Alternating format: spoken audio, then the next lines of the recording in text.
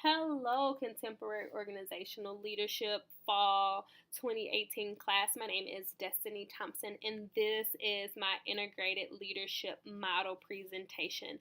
I'm going to jump right into it, but I'm going to spend the time discussing the Gills conceptual leadership model and my interpretation of that model with my diagram.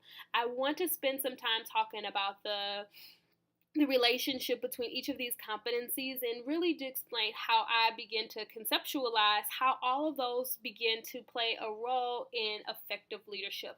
I want to start with a vision. So when I think about it, I think of vision as an organizational North Star. You probably heard me say it in a lot of our posts, and I'm going to continue to say it. It's really, when I think about a vision, it's the organization's why. It's why did we create this organization? Why are we here?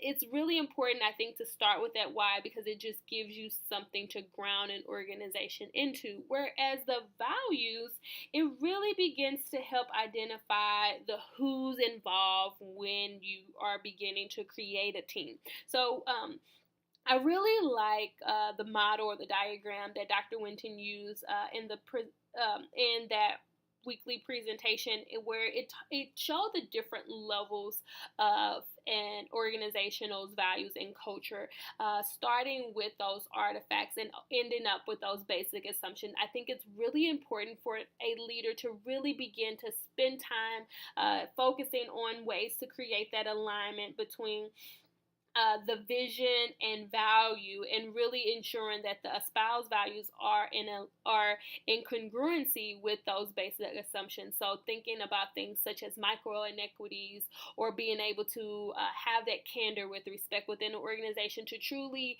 live what you preach or practice what you preach. But when we think about it from an organizational standpoint, the vision provides the why, whereas the values and the culture kind of plays into who's involved and to that overall goal towards that organization effectiveness or effective leadership if we're thinking specifically about a leader.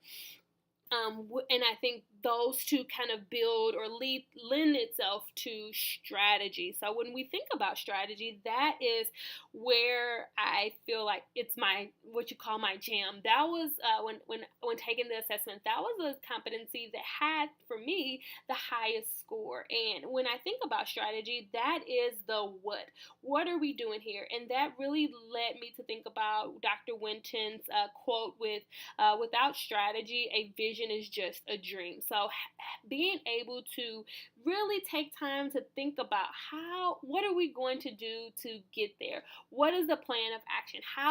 What's our roadmap for success? What can we do to effectively leverage all of the different skills within our organization to create a plan of action and assess those results, which I think kind of builds itself to the engagement and empowerment session. And I'm going to kind of jump into the next slide because for me, engagement and empowerment for me had this weird interrelationship. And in my model description, I feel like I was bouncing I had the chicken and egg conversation quite a bit.